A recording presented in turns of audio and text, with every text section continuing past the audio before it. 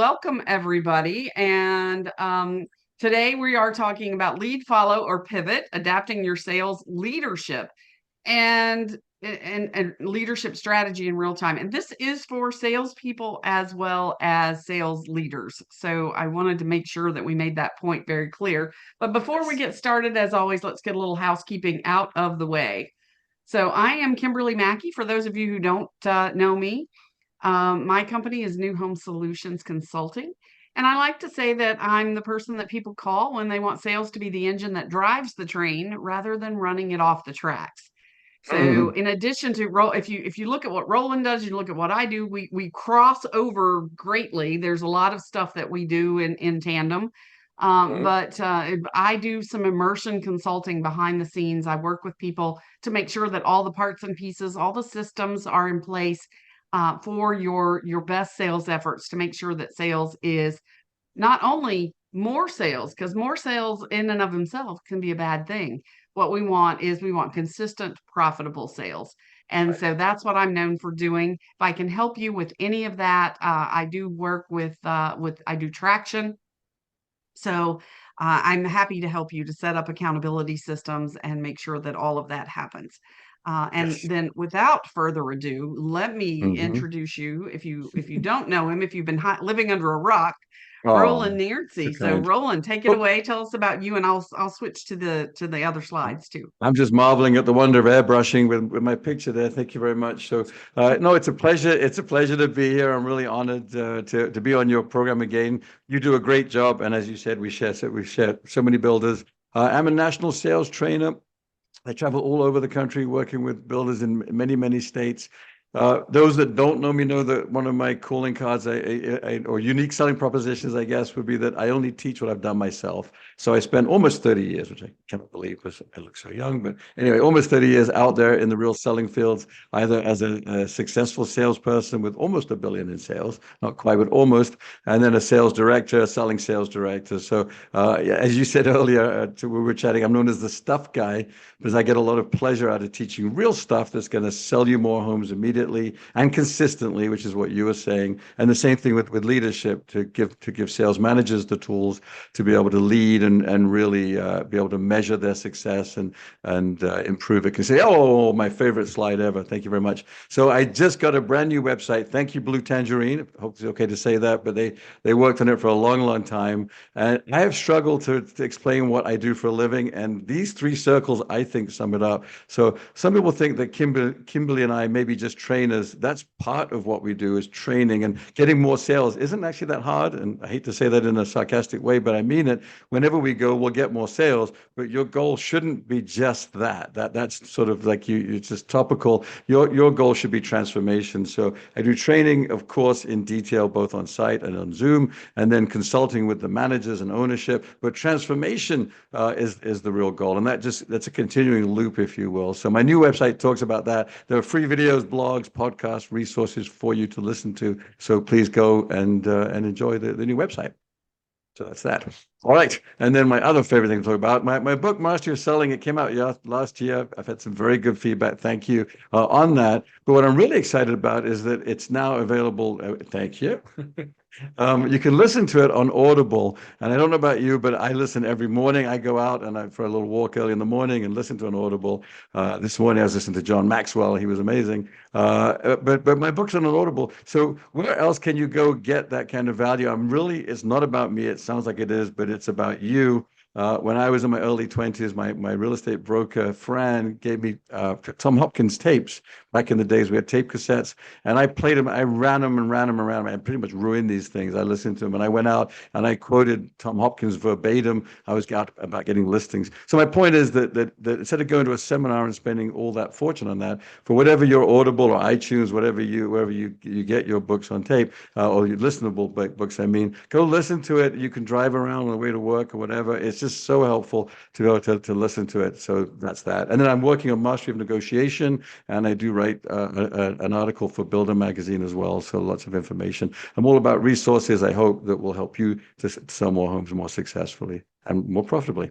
That's that. All right. So Okay, we get to lots of business. stuff. Okay. You get to follow up with your stuff, guys. So coming up Yes. next on Head to Head, I hope you'll join me on November 14th. Russ Lagan, who may not be known to many of our frequent attendees. Russ is the sales trainer guru, the force, the business development force behind EXP and Realty, and we're going to talk about realtors, and there's no one I'd rather talk about working with realtors, how to partner with realtors, how to make sure that we're keeping that moving in a direction that's positive and is, again, a partnership. Yes. And he's very knowledgeable. He's hilarious. And he also, in his spare time, builds bass guitars. Like, his woodworking is just unbelievable. So I'm sure we'll have some Very examples nice. of that. All about the bass. All about all about that bass. All about the Absolutely. bass. There So you go. mark your calendars. You can register, of course, on newhomesolutions.com/head-to-head, and learn, and also catch up with any of our past episodes, including the others by Roland. So with that, I'm going to switch us to this view, because today is about going head to head. Nice. In the chat, let's get everybody going and tell us your role in your company. Are you in sales leadership? Are you a salesperson? Are you in something else? Whatever your role is, we'd love to hear from you, just to kind of see. I love it. There you go. Keep it going. Keep it going. There's Sue. Sue's always right there. Salesperson. Okay, good. Yes, so she's she does a great job for all of her builders. And Mark Gilliam. Hey, Mark. Nice cabinet to see sales. you out there. Yeah. Keystone. Yep. So Ivy. Okay. fantastic. Wow. All Yeah. those old friends. That's so nice. So, oh, look, we have an EXP agent here. So that's fantastic. So, all right, good. Well, glad to hear that you are joining us today. We're going to talk about leading from wherever you are.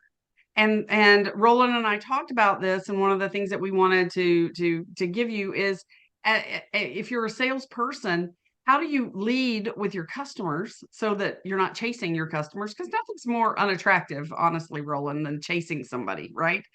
So we want to talk about that, but we're also going to talk about leading up and leading, again, from where you are. And there's a story that I love to share. Because I'm a horse person. Anybody who knows me knows that I have a horse. I have a horse, one, not multiple. That people think I have a whole barn full of horses. But one of the things that I have learned about trying to get an animal that weighs 1,100 pounds to go with you is you can't get in front of a horse and pull it. Right. It weighs 1,100 pounds. Never going to happen. And if there's grass around, forget it. They might not even lift their head at that point because there's grass. You can't get behind a horse, which I don't recommend that you ever do with a horse you don't know, and push it. You cannot push an 1,100, 1,200. I have friends who have 1,500-pound horses. So that's not going to happen. What you can do is walk beside a horse. And if you walk shoulder to shoulder with a horse, even my daughter, when she was 3 years old, could have the lead rope and walk beside the horse, and he would go anywhere she asked. And I'm not saying that people are horses, so definitely not calling you a horse or any horse anatomy part. But with horses, that's something that it really can teach us about leadership, is that when we literally walk beside people. And I know, Roland, you and I are big proponents of not asking people to do things that we haven't or don't do ourselves. Exactly. And that we legit do is. These things. We didn't just read a book about it. We didn't just watch a video and then start, teaching you. Making up stuff. We want to walk beside you. And that's true whether we're talking about our buyers, our customers, our managers, our brokers. Yeah. When people know that you're with them and you're right there, there's so much that can be accomplished. So I think that's really the basis. And I just wanted to share that story. And I should also say, Roland and I will talk over each other. So it's how we communicate. So no one be offended by that. It's what we do. So Roland. Yes. We're doing it right now. I'm doing it right now, rather. Thank you for that. I was going to put that warning out there that we don't do it on purpose, but I agree entirely. So we're going to get into some topics in a moment. But you're absolutely right about leadership. It's you can't push people. There's pushback, And so, my early days as a trainer, perhaps I would give scripts to people, say, go learn this. And it just didn't work. You explain why things work, build it together, give them the outline, the genesis of it, and let them create it, and then they'll take ownership of it. So, but you do have to lead. The reason this topic has been present in our minds is that, as we all know, we're coming out of that boom cycle we went through with for many years with low rates, etc. And we could just sell homes by just showing up, and not that it was anybody's fault, but it was so darn easy. And I think that there was sort of like this shock and awe a year ago, July, when rates started to go up almost double now what they were in about 2 months, which we'd never seen anything quite like that. And I think a lot of people forgot how to lead. A lot of salespeople, if they had sales skills, they atrophied over the last 3 or 4 years. A lot of salespeople are new into the market when it was only a booming market. So we want to talk about that and give you some tips that you can take with you, and then really talk to our managers and say, you got to lead again. You're not everybody's best friend here. You've got to make sure that the people are doing their work and getting the sales that you deserve. So we're going to sort of talk about both topics today. But I love the horse metaphor. That's a great way to put it. I've often wondered how that works, because I think it was Woody Allen said he was always fearful of animals with larger heads than himself, and I feel the same way, that I love horses, but I don't know how you control one. So now I know a little You bit. don't. Thank you. You Yeah. that and just like with our people, you don't control. You can only control Right. yourself. Yes. And All so right. so that's really the point, is you don't. But it's amazing when an animal connects with you or a person connects with you, then they'll walk Yes. with you. Yeah. They'll go with you Yeah. willingly, for sure. So Well, great. as a salesperson, I often see um, y- when people come into our model, they come into our model and they're on a mission, right? They want to just get in, they want to view the model, they want to get the brochure, still ask for brochures, which cracks me up. But coming into the model and then just like taking off, and all of a sudden the salesperson is caught on their heels and they're kind of in this chase mode. And I know you call it chunking it, I call it discovery. We're essentially talking about the same things, I think, if I'm using your word correctly. But let's talk about that. Let's talk about what Okay. salespeople can do and how they can kind of get ahead of that situation and make the buyer more comfortable. Well, good. Well, yeah. I mean, the buyer more comfortable, but follow a sales process that's tangible, that will get results. So no, I call it, the first thing I focus on in my training is discovery.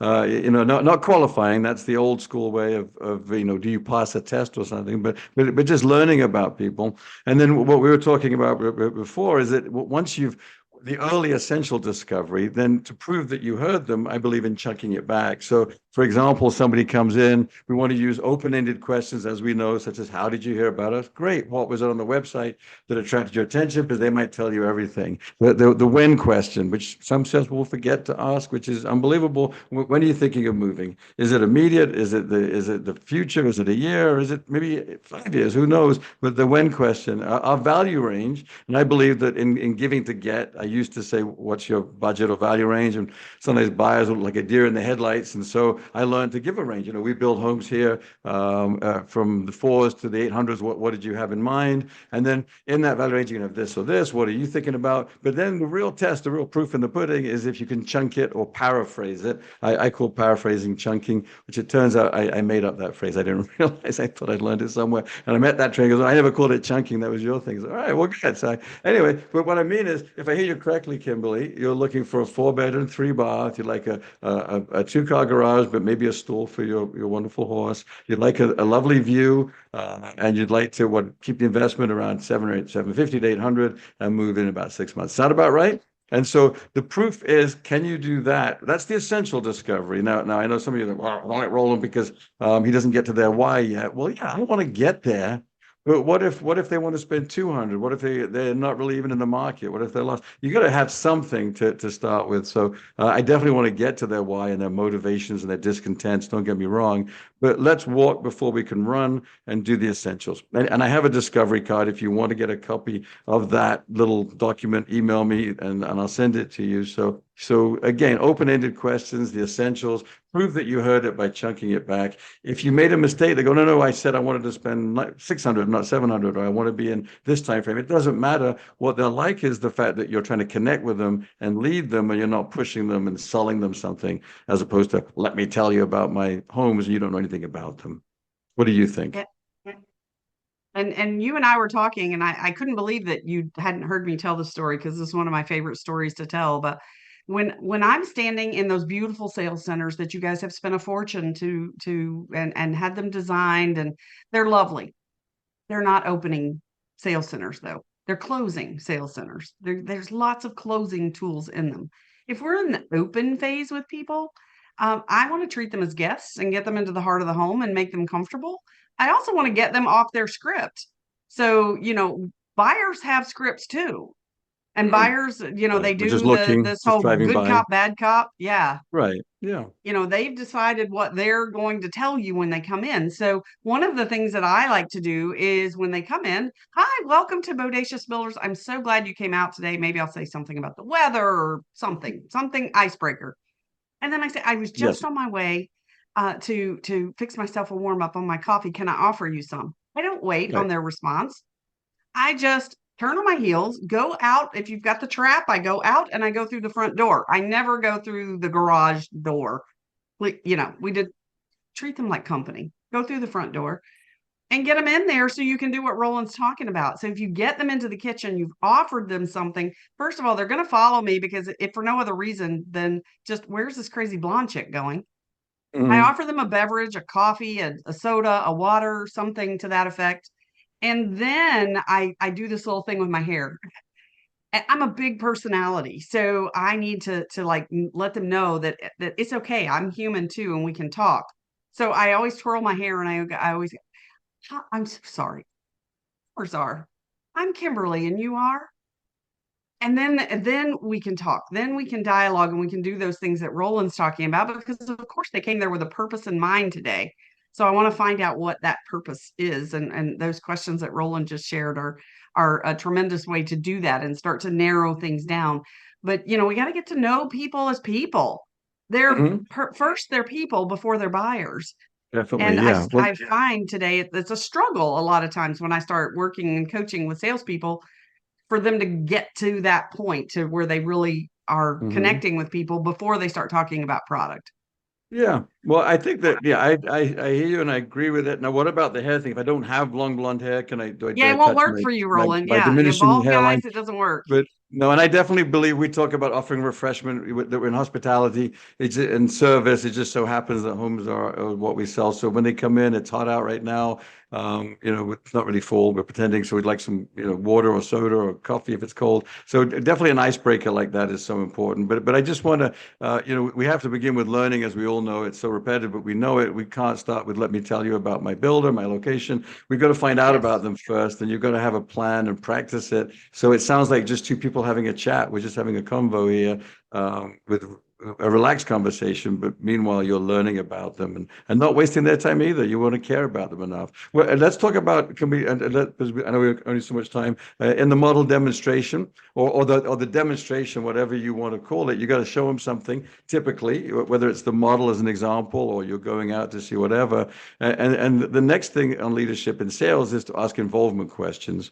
So for those following along at home and making notes, so far we've got discovery. Of course, we know open-ended and then chunk it back at the end. The next thing is asking involvement. And so I call it FBI, which is features, benefit, involvement. So without training, most salespeople will share features.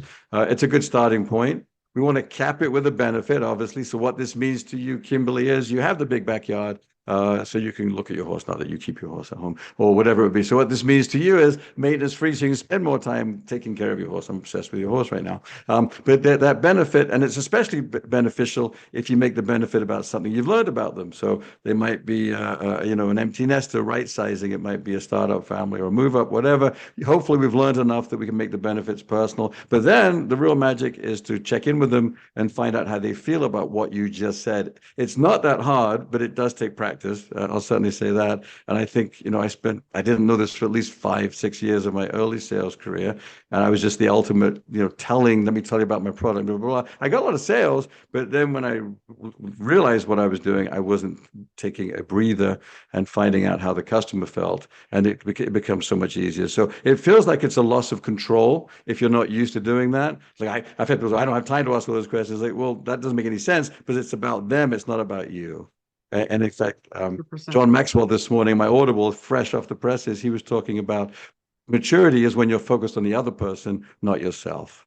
And I love that. If you're immature, you're focused on yourself. Even though we're trainers, we've got big heads, we've got 17 pictures on your slides or something of ourselves, but we really have this in common that we focus on our customers, right? I mean, my customers, a lot of the salespeople, I love them. It's a really strange thing to say, but I'm so proud of them when they grow right in front of our eyes and they transform and they change. And we get goosebumps when you succeed, not us. That's our biggest legacy and testament to success is your success. Well, your customers are like that's where I'm going with this. So by involving them, checking in with them, how do you feel about that? What do you think? You know, we include granite. We also offer quartz. Which would you prefer? Great. I'll make a note of that. We go back. Make it about them, not about you and your pitch or your spiel or you know. I love the movie Wolf on Wall Street, but I don't like a lot of that approach. It's not anything you and I would ever teach. Like, sell me the pen. I can't sell you the pens. I don't know what you're going to do with it. First, I got to know more about you. So that's sort of the style is FBI feature benefit involvement.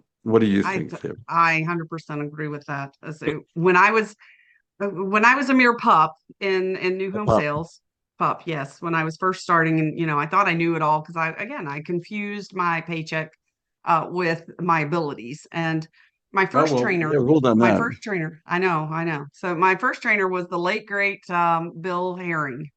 Oh, And bless his Bill heart. shocked Bless his me. heart. Remember Bill, amazing man who inspired Yeah. me so much in my life. And I was able to work with him. Not only was he an inspiration to me, but later in my career, I was able to be a colleague and then a good friend with him.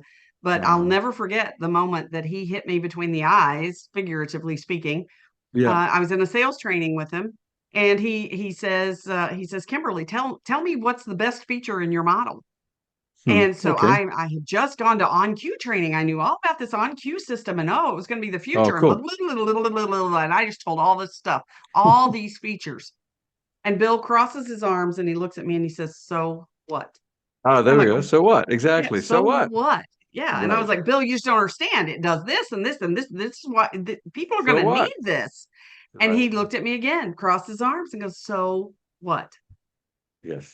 It took And that second "so what" for me to realize the good Lord gave me 2 ears and 1 mouth and that I should use them accordingly and yes. ask more questions so that I Yes. understood the why that might be important Yeah. to somebody. Yeah, well, I totally agree. So what we talk about is that so what should become so what this means to you is. So in other words, there we go. The question coming up from Lisa. There we go. But anyway, so what this means to you, and you make it into a benefit for them. So let's keep moving forward. I know we're on a we've got a lot We're of doing topics. We good. want. You're fine. All You're fine. But right, good. yeah, So so after. but I think that's Mhm. really a very important point that I do Yes. and the feature benefit and involvement that Roland talks about. I mean, if you're not getting people involved, so even if you're demoing the model and you're, you know, how will they live there? Yeah, Who will live in this room? How are they going to use the space? How are they going to exactly. arrange their furniture in here? Exactly. That's Amen. any part of your discovery and or presentation has got to involve the buyer or they're just hearing blah blah blah blah blah blah. Yeah, yeah, and you're right. And the best way to involve them is ask them questions. That we joke about telling is not selling, but we really got to ask questions. Not sort of Machine Gun Kelly style like rat a tat tat, Right. but a question, respond, relax, drill down, go three deep on it, if you will. Yesterday, I watched a video shop of a lady in Washington State doing a very good job, and she likes cars, but the buyer also did. So started talking about his cars. He said, "What do you have, and where, and how many, and what year?" And it was great. The guy was so excited talking about what he wanted to talk about, and she got him back on the path, of course, with the homes, understanding he needed a lot of space for his cars. But it's about the client. It's not about us. The product isn't the same for everybody. It's a home they're going to live in, and the fantasy of that and the dream of that coming true. So you've got to listen and involve and check in on a regular basis. And it isn't about, oh, I've spent 3 minutes here and 2 minutes here. And it's not a timing thing like that. I have so many salespeople, I guess, because we role play in these smaller, chunks of time that they think that that's how it should roll out in real life. And that's not true. I mean, I spent 45 minutes one day talking to a guy about Harley Davidsons because that was his Sure. motivation to move was so he Right. could have a Yeah. tandem Well, garage. right. Sometimes Well, as you long as just we got to spend 45 minutes on that. Right. Yeah. Well, as long as you know what their time allowance is that day and where you want to end, because we'll talk about that in a little bit. The next thing you'll do is narrow it down to one of a kind if you help to sell something. And for those playing along at home, if you want to write down "Let's go," that you've got to own it. It's not would you like to, or do you have time to go see whatever it is? And if they don't, you'd make an appointment. But as a reflex, we'll go to the model. Then let's go look at the home site. Let's go look at that designer showcase home. Or in the OYL world, let's go back and perfect your plan, your home plan on my computer and find you that home plan. So you've got to narrow it down to that one of a kind. The goal, of course, we know is on the first visit. If it can't happen and you need to make an appointment for it, that's fine. But if we're not narrowing down, then we can't possibly close it. It's about nothing. So let's go do this. And you're owning that narrative and walking out the door. And then the biggest thing that I learned on-site sales, I was 10 years in one big community, over 2,000 homes, one of 10 salespeople, which was the old school way. I didn't love it, but it's just what it was. But I realized that whenever I sold a home, I was sitting down. So the physiological body language change of that. So when your salespeople come back, or you are a salesperson, when you've been out wherever it is, come back and sit down. If you're standing up, your body language is saying what? See ya. It's a sales pitch still. When you sit down, it becomes a conversation. Look, Kimberly and I are sitting down. Most of you probably are sitting down. You're relaxing. You're giving yourself the time to enjoy. So that physiological change of let's go back and recap. Now, I certainly want to ask for the sale. So are we doing that? Are we leading by asking for the sale? But then if they're not ready, don't push them, don't pressure them, lead them, say, no problem, let's go back and recap. And I learned that just to relax with my customers and not push so hard. I don't believe that any book you buy on closing that says, say this and magically things will happen. That's not my experience. We sold almost a billion, is that it's a process like the first and second acts. Let's go back and recap. And you're recapping to help. Here's your beautiful home that we do. Here's the location. You like it because here's the community. Here's the outside of the home. Here's the home site. Let's look at your home, make sure you understand it. Let's put your children's room names on the plan, personalize it. Here's your approximate investment. Here's your approximate monthly investment. Look, nothing to be fearful of with rates, etc. If that's the case, you can do that. But it all happens sitting down. So the shape of it should be let's go back and recap. And that way it becomes a conversation, not a sales pitch. What do you And think that then, Miss summary Kimberly? just tells people you're listening to them and that you're Yeah, you're paying attention. That I'm so glad you shared that today, because this morning before we got on, I was coaching a lady, and who is phenomenal. She's a younger salesperson. She's selling in that active adult market. So there's this sure. already this dichotomy, right, of Yeah, the ages. But one of the things is that customer has a lot of questions. They want yeah, to really good. know that they've got all the information out there. Well, we can't give them all the information. That's not Right, possible. So when right. we do that narrowing down and find that home that's right for them, rather than selling by process of elimination of just showing them everything that's Yeah, there, and we really focus on what meets their needs and really listen to them, and I gave permission. That was one of the things that we talked about. She's like, well, I really felt like I was there. I'm like, but did you close it? So closing is not something that we wait and do at the end. no, Closing is something that we're doing throughout. So we're gosh, closing as we go to make sure we're going down the right path by right, asking questions like, does this meet all your needs? Is this the right. right home plan for you? Yeah. I know you wanted to, as Roland said, I call it the summarizing. We just use a little different language, but we're saying the same thing. Well, that's the nice way to We put it. Yeah, like stand back, I'm going to chunk right now. I need about 8 feet for my chunking. So yeah, summarizing, watch out for the paraphrasing. chunking. Yes, Yeah, exactly. yeah, But I just want to make sure that we're not glossing over that just because we have an hour-long program, because I think that's yeah, really big, that we're making those connections and we're checking in with people regularly to close on the little bite. Did you like the Mediterranean elevation or the Craftsman elevation? right, Did exactly. you like Yeah. the modern farmhouse? Like, Farmhouse. You must have yeah, farmhouse. whatever it happens Chip to and be that JoJo. you're doing. Yeah, How about the blue exterior, the yeah, gray, or or the green, or I mean, whatever color. Did you want the tandem garage, or did you want the regular yeah. 3-car garage? Does it fit on the home site? All of those things are steps that offer you that opportunity to do what Roland is talking about. So Right. just because you move on to the next step doesn't mean you stop doing that. You've got to Well, you got to go through those features, those benefits, and then yeah. involve every single Right. time, every step of the way.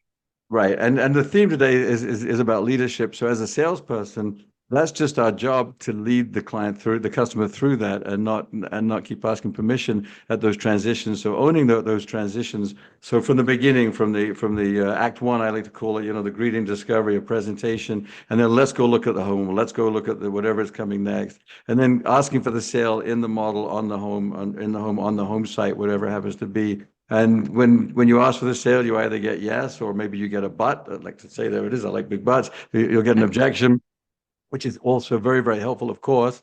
And then and then at the end, that transition, let's go back and sit down and recap. Not would you like to? If you don't own those, then you're not going to get all the sales that you deserve. You're leaving I love sales on the that. table. But it really, your mindset isn't about pushing back to the horse, the horse metaphor. It's about helping and leading, because the customers came in for a reason. They've given you 45 minutes, an hour already. Why would you end at the end of Act Two when you're in a showcase somewhere on the home site? Let's go back and get the information and recap so you understand what your choices are. Building a brand new home could be very complicated and very intimidating. And I spent 10 years selling to that active adult market as well. So I know it very well. I was in my mid 20s when I started doing it. So I can empathize with the salesperson. But I had grandparents. I found out what I like to do. And I learned more about golf. And we didn't have paddleball back then, but is it paddleball? Is that what it's called? A big sport. Pickleball. Pickleball. That's it. Pickleball. Sorry. I see. I told I'm rusty. But it's about them. It's not about me. It doesn't matter what I think. It's what they want. And then you were saying that you close out things. I call it close as you go, just to keep it simple. Close out the architecture, the front. Close out the great room in the kitchen. Close out the view, the primary suite. If it's two-story, then close out each floor. You got 6 or 7 yeses in your yes bank before you get back. So now when you ask for the final sale, you're not frightened of it. You're not guessing about it. It's like, so Kimberly, you like the home. You love that Chip and JoJo farmhouse look that you're about. You love, blah, blah, blah. You like all those things. You recap it, and the easiest sale in the world, easy to close, is a recap. It's closed, but you can't do that if you've not been leading and you've not been listening. So the whole thing sort of loops together, and at a mastery level, you've got to be doing it all. So we're exactly on the same page. Well, and now, as you said earlier, now is the time that if you have rust on you from doing this, and many Yes. of the teams that I'm working with are still having lotteries and opening Yeah. limited Some of releases, them. and Yeah. there's still some of this stuff going on.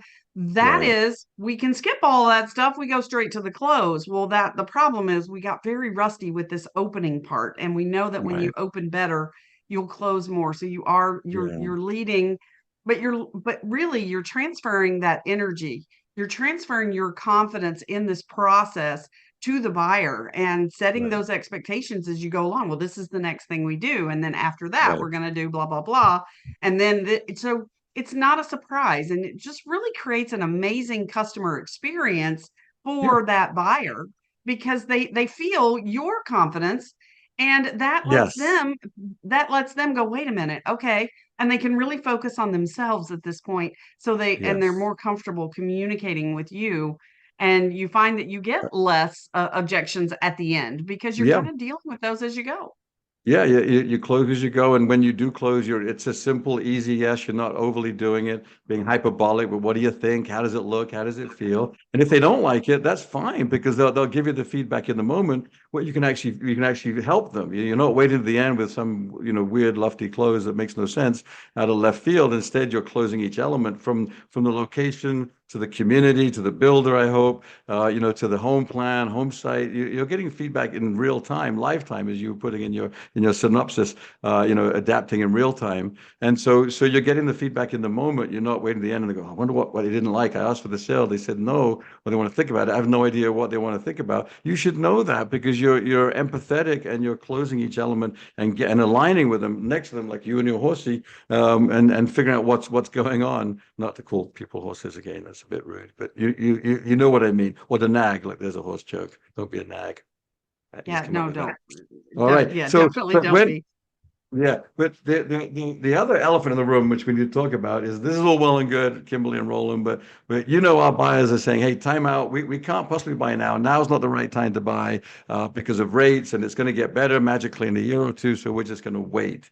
So is that fair to say that we get that but out there in the selling fields a lot? All the time. Yeah. This Yes. magic, I love this magic thought that people are going to time the market, and they're going to sell their home at a time when the market is high. and buy a Mhm. new home in the same market, low, at low Oh, interest right. They're going to rates. play the market. Yeah, because when the market does Yeah, get better, which it will get easier again, and we'll talk about all of that, well, there's going to be a whole flood of people coming back into the marketplace.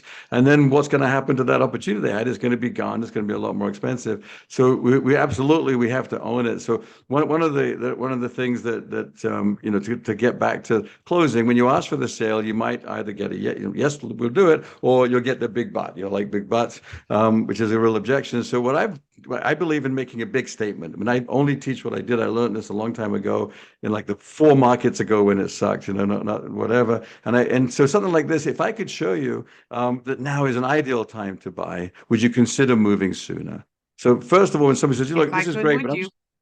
right, right, exactly." But if I could show you that now is an ideal time. I used to talk about buying power, but I'm maybe a little loath to say no. You know, if your buying power would be stronger. But if I could show you that now is an ideal time to buy, would you consider investing sooner?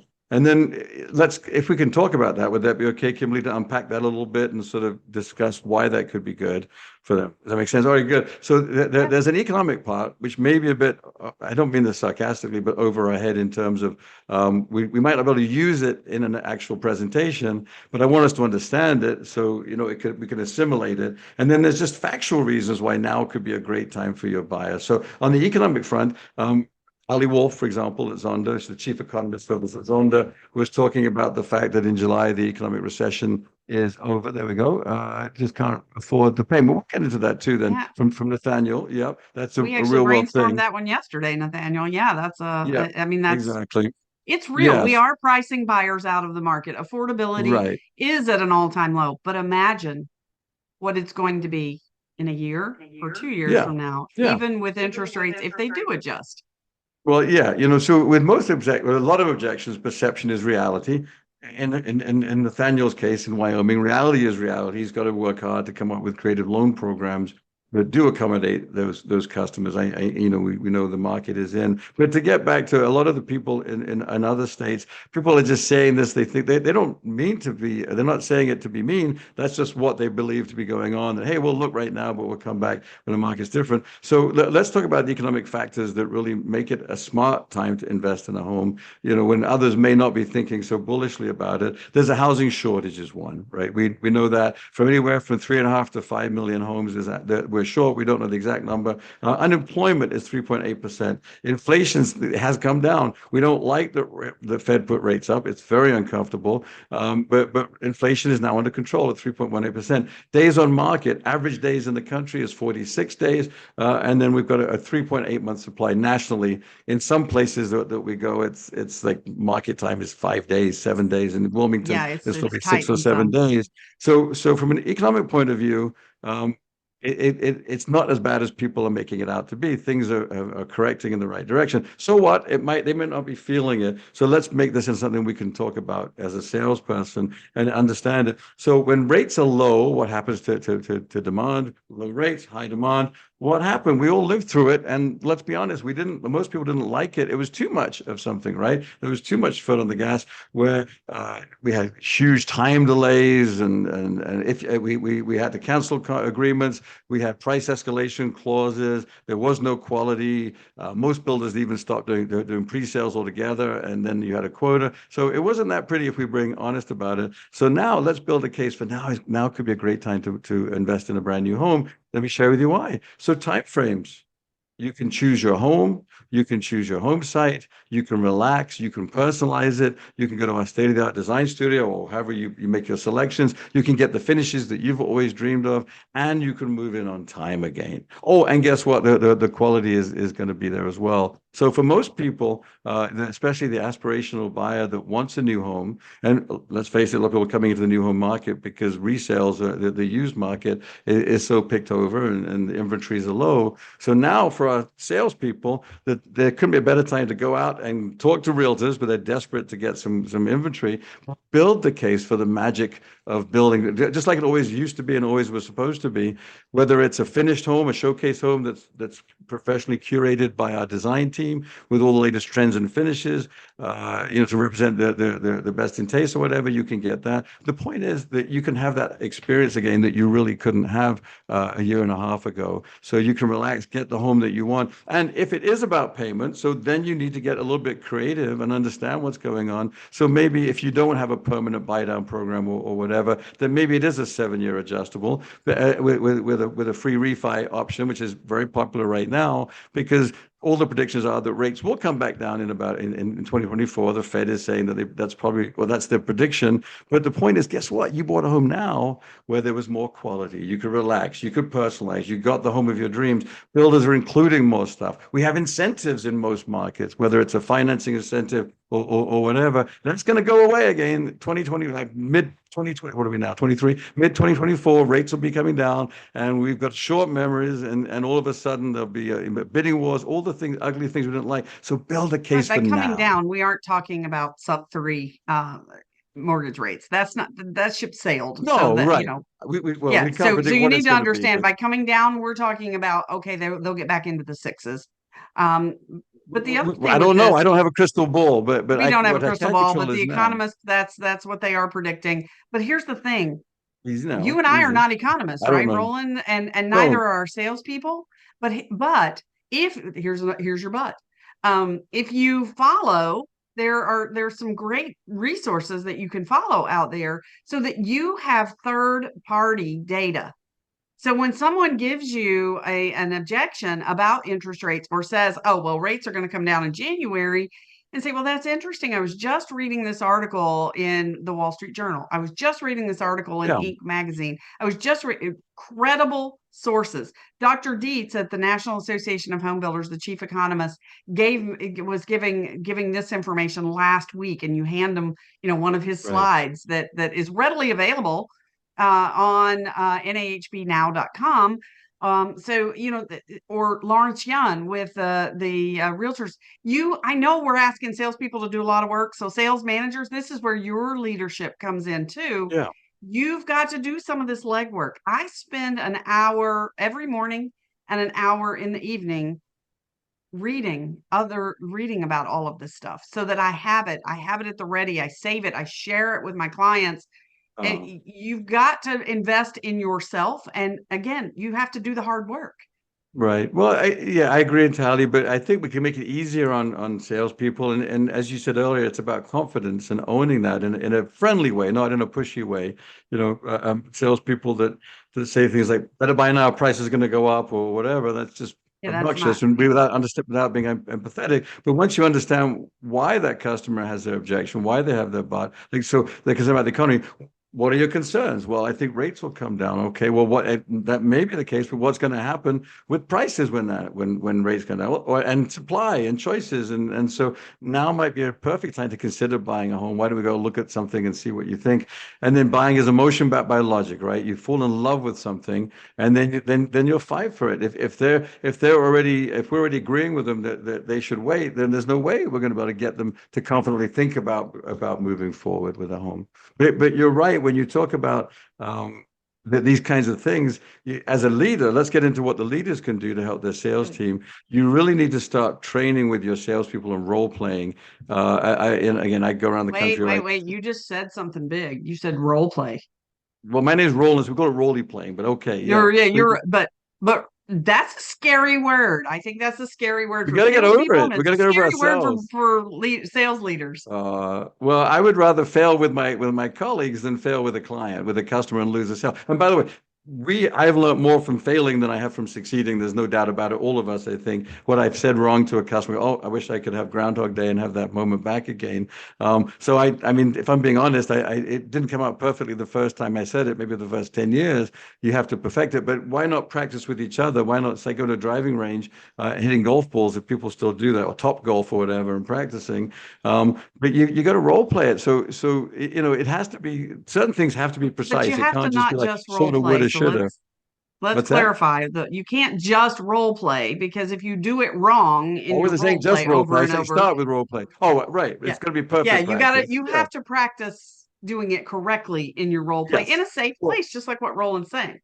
Well, and as a manager, that's the leadership is like, oh, let's not give a trophy when it wasn't good. You got to stop and say thanks, but let's do it again perfectly. You got to know what perfect is. So hopefully you have some training materials and experience and you understand it. But that simple exercise that I did at the beginning with the discovery and the chunking, start with that. Start with something very, very basic because that's the foundation for your training afterwards. Perfect that as a building block. Because if you can't, if your discovery is not good, you won't get to as many sales as you deserve. You're making it much harder. Then get into presentation, demo, and whatever, site selection, involvement, closing. Do it all in order. But we and I both talk about you can't close if you can't open. So, but role playing it, and as a manager, you have to evaluate. You got to be with your salesperson. And you I have know to do Leah's it on the. too. Well, As a yeah, sales absolutely. manager, you have to role play. People always say to us, they're like, well, Kimberly, Roland, it sounds so easy when you do it. Right. Why? Because we've studied this stuff. Practice. We know Right. it. I've And done it you've got thousands to of know it times that too. well as a sales leader. Yeah. Yeah. Like you've got to No, know this stuff to be able to do it with your sales team. right. And it's like anything you learn to do, you learn by doing. Riding a bike, playing a musical instrument, selling is no different. You learn by doing and hopefully failing, not hopefully failing, but failing and learning from your failures, I meant to say. And that's how I've learned. It's like, oh, I've said stuff like I will never say that again, both as a manager and a leader. But the part of training is next is evaluation. I was just going to say that Leah's on the call and video shop reviews. Some owners, I think, probably have this sort of jaundiced feeling about it, or they don't like it because it's used incorrectly. Use it as a training tool. Why would you invest in training and your management role playing if you're not going to evaluate? So catch them doing things well, reward that, show that to the Mystery team. shopping But by is such an golly, opportunity. it's the Such an most objective. opportunity. Well, it's the only real, I mean, the only real objective way to see what's going on. And yes, did they know they're being shopped? I mean, maybe still 10% might, but then why didn't you do really well if you knew you were being shopped? Then you should ace the Exactly. test. But I wished I was video shopped and I could look at it, because I know I must have done some terrible things. I would love to have seen what that looked like. So as a leader, let's just understand that you should be investing in your sales team. You should be role playing with them in a fun way. Perfect it. I love what you said. You got to stop it, and it's perfect practice, right? It's not just practice. Yeah, But then you got Vince to Lombardi told evaluate. us perfect practice makes perfect. Yeah, there we go. And video shops is not punitive. I would hate for anybody to get that impression. It's a coaching opportunity where you really can't hide from the objectivity of the lens, and then send the link to the salesperson to watch it 2 or 3 times. The first time, like, oh my goodness, I look like that, I sound like that. Oh no, well, for most of us, I should say, not everybody. And then have them grade themselves, and hopefully they'll come and go, oh my goodness, I did this well, but what about that? And I can see it that my body language was bad, or I interrupted, or I didn't really even close or ask any involvement or whatever it is that you're doing wrong. But video shops really are where it's at. I 100% agree. I've been video shopped ad nauseum. Yeah, And I learned from it. And I mean, you and I are on video all the time. Most of our yeah, salespeople now are on video a lot. So I yeah, think they've gotten over the fear of the video, sure. hopefully, most of them. But it's an opportunity. And if you use it that way and you don't use it as a gotcha, which I think is what your point is, I've had managers who use it as a gotcha. And certainly there have been some that I've watched that kept me up at night. I've learned not to watch them at 9 p.m. Or I will be up Oh all yes, night, yeah. particularly if Yes. there's a fair housing violation, then I go into Ajna. But Okay, yeah, sure. so Interesting. yeah, so so giving them a checklist, yeah, know what it's for. I will Well, tell there you, we I go. just did a really fun exercise with a group in Well done, Charlotte, North Sue. Carolina, and we did. I let them do mystery shopping. So we did video mystery shopping, but it was a role playing exercise. So we called it the Right. mystery shopping role play. And they Hmm. actually videoed themselves and Sure. did a presentation to Mhm. the sales team Oh, with their perfect. videos to show Hmm. what they did and what we've been working on. Good. And they really had to think about it. And I got to tell you, those were the highest mystery shopping scores I've ever seen in my life that I gave. I've never given somebody 100 on a video shop, ever. But Like it was the only I'm one that tough. they did. Yeah, perfect. They But did, but they that's did perfect because practice. they paid attention to Yeah. what we're learning. And, so if you'll make it fun for people to Right. learn, again, walk with them, walk shoulder to Yeah. shoulder, then they're all in. I Yeah, want to yeah. talk about, because we are getting low on time. I do want to talk about one thing Shockingly. with leadership, and especially sales leadership, and division managers and owners, builders. I know we've got some on here. Um, Administrivia is not the job of the sales leader. Hmm. What did you call it? Administration? Administrivia. Oh, And I administrative. Oh, I find, see. There we go. yes, New I word. find so often that the sales leaders are sitting in the main office doing administrivia. And it's Yes. like, if we Yes. need somebody to do something, let's give it to that problem solver sales leader, Right. because they'll take care of it. Where your sales leader should be is not in your office. They need to be out. So Right. I had a Exactly. sales manager, or a division president for one of the largest builders in the US, who basically told me, get out and stay out. And I was like, beg your pardon? What? I was so Right. offended. I'm like, she's Right. like, and this is how old I am, Roland. So she was like, you got your BlackBerry. So I had a Oh, BlackBerry. Blackberries. Yeah. Remember the crackberries with The our thumbs? pager. So Was it a pager or a yeah, Blackberry? no, I never had a pager. I'm not that Oh, old, but I did fine. have a BlackBerry, and I have a laptop. And she's like, "What else do you need? The sales happen out there. I want you Right. out there, because Right. I know when you're out there, you can support your team." Yeah, So I'm exactly. telling you, sales leaders, It's don't go hard to into do, that but yeah. office, because it is a black hole. It is a Right. vortex, and it will suck you in, and you Or at will least be stay there. And at realistic. the end of the day, you're going to be stuck in that office, not Right. impacting sales. Well, I agree entirely. In Atomic Habits, James Clear talks about, how do you create a habit. So if you just block days on your calendar that your days in the field. So if you've got a very small sales team, that might feel unusual to spend the whole time out there, but maybe it's 3 days a week or whatever out of five, or whatever it is. Exactly. But just block it on your Outlook calendar so that this is it. You're out the office, you're doing that. Don't make it like, come in, should I go out there or not? It's just, this is, every Monday and Wednesday or something. Those are my days, or probably not Monday, but Tuesday, Thursday. Those are my days. I used to do that as a salesperson when I did my realtor visits. It was the first Wednesday of the month every month for over 10 years. I just made it a habit to make it easy to remember. So I totally agree. That's a great point. The other last thing that we wanted to talk about was recruiting and building a bench. If you're when you're a Absolutely. leader, don't wait until somebody leaves or you feel that you're in a pinch. Just constantly be thinking about building a bench. And the easier position to fill is an associate or an assistant. We're going to call it an associate, where you're training them the right way. Hopefully, you have a great team. Michelle at Empire Communities now. It used to be Shay, and we've worked together over 20 years. I've never seen anybody better at building a bench, and she's really tough about it. She'll bring people in for their potential. They stay on the bench almost a year. And when I say almost, at least a year, they have to have good video shops. They've got to really good ones, like high scoring stuff. They've got to really prove that they're capable of that promotion. But every single one of those people are some of the top people in Charlotte. I mean, she's had some of the top performers for years, like 16, 17 years. So the idea is, as a leader, is that you're not waiting to be in a pinch, and maybe not being mean, but maybe somebody has become part of the sales prevention team and they're not helping you.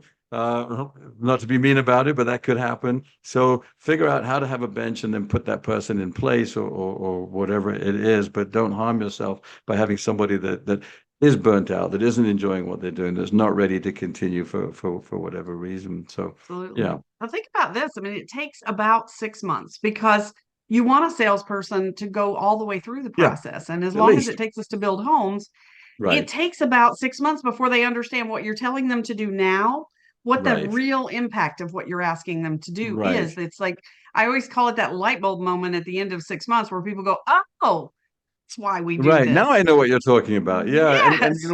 well, exactly. And how many times do we, well, I've sold some homes, and look, we're very happy. That's wonderful. We want the sales, but we should be measuring conversion ratios first, right? So how many people did we meet? Not to take anything away from that, but we're always going to sell some homes. We're in a situation where people need housing and we're there. So you are going to sell some homes. And I love that early initiative. But with somebody new, they really need to understand what they're doing, and be fully trained. And because if you're not great with a customer, you aren't going to get that customer back, is the problem. So I'd much rather somebody explain that I'm an associate, I'm here to help, and go through the process. But at least the customer knows, okay, it wasn't perfect, but I get to work with their manager. If that's a salesperson that's released too early and it doesn't go well, it takes a long time to build trust, but only a second to break trust. And that customer very rarely would come back. I know when I've had bad experiences in retail, I'm not going back there to be abused again. Not that it's abuse, maybe, maybe, but just treated not well. So you really owe it to yourselves to have a bench if you can,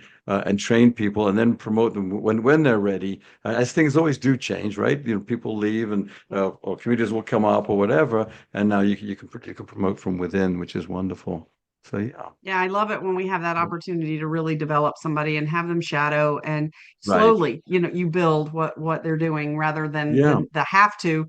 I know when I started, it was literally, here's the keys, Mackey, go sell something. Yeah, right, exactly. We all went through that. Eh, Just go Yeah, sell. If you're and good, you'll swear survive. Right. Throw in the deep end.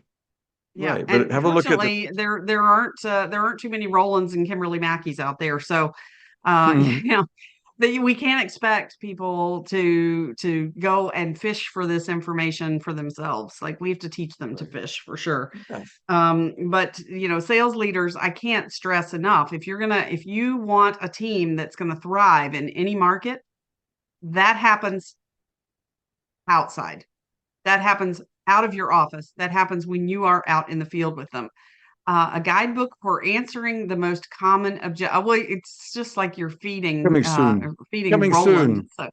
So yes, I like big butts. It's a great question. yes. August, was that? Yeah, it's coming soon. I mean, look, our greatest thing is to help you. My book isn't finished on butts. It's coming soon, on managing objections, but we can certainly help if you email either of us. I'd be happy to help. In my book, by the way, I'm going to give away a free book in about 1 second here, about 1 minute, for being on it. But it's a lot of information on objections in our material, quite seriously. I've got a whole 30, 40 pages on managing objections. I don't have crafted answers, and here's why: because I think that the answers don't always age well, but the questions are timeless. So step 3 in managing objections is to question it. Like, what are your concerns about that? I'd much rather focus on the question and then craft the answer together with the sales team than just give you a bunch of rote answers. And in my opinion, because what's good 2023 is clearly not going to work in 21 or 22 when it relates to the economy and stuff. So if you get the process down, was it August? Was that the person's name? I August? think it's the Augusta No. breakout room. Oh, So oh, Augusta, I Augusta think I'm breakout. going to Oh, are be you with kidding? you in a couple of weeks. So Oh, nice, yeah, nice. we're going Augusta's to a spend a hotbed of lot of time people. on Yeah. understanding the 6-step method of Yeah. overcoming objections, Good. So, because so there we Roland's go. right. I don't want to give you scripts. Scripts are not going to help you to solve every problem, because there's always Right. going to be some unusual thing. What you I need to know is misread how it. to recognize an objection, how to Well, yeah. listen to it, question it, and then figure out And if then it craft the if you answer. can handle it, or if it's going to block the sale and maybe you need to go in a completely different direction. Interesting. Yeah. Yeah, Sorry yeah. about that. I So didn't realize yeah, that was a breakout that room. So 6-step exciting. method is key. Yeah. So can I give We away my free book? Because I've got 1 minute Please left, I give think, away or a free maybe. book. Who wants a free So, book? Yeah, well, my email is Roland at New Home Sales Plus, right? That's my email, that the Roland at last I checked, yes. newhomesalesplus.com. There we go. Aging fast. So I mentioned earlier the initials FBI. The first person that can email me and tell me what FBI stands for, you will get a free signed book. How's that? So I mentioned FBI. No, don't say it on the chat, but email me, Roland at newhomesalesplus.com. I'll be more than happy to give you a free book. I can't give you a free Audible because I don't control that platform. So otherwise I would. But there's that. Yeah, but it's awesome that you can listen, because I know many of us spend a lot of dashboard time, Yes. and or for Roland and I, it's airplane time. Yeah. But listening to books on Audible is a great way of getting that good information. And people always tell me I don't have time to read, and I'm like, Yeah, and you I think agree that with it. I have more time? Like, we all No, have the but same amount of time, right? It's just how we use it. So I just enjoy it more Roland, in Audible. thank Yeah, you so much. We are at the top of the hour. We could go on forever. And of course. I hope that if you have questions about your sales program, if you have questions about anything that we've covered today, or anything else, that you'll feel free to reach out to either of us. And Roland, we make a pretty good team. We talk over Yeah. each other, but we make a great team. Well, I'd just like to thank you for having me on again. I think I thanked you at the beginning, but probably not enough. You do an amazing job, Kimberly. You are a legend in our industry. We're very lucky to have you, very grateful to have you. No one makes you do this. You've created your own little platform here, a big platform, and I just really appreciate all you do for all of us. So thank you very much for having me on your program. Thank you. Thank you. And thanks for everybody for sharing your lunch or your breakfast, whatever part of the Yes. country or continent that you are in today. So everybody, go out there and sell something. I know you can do it. Thank you so much.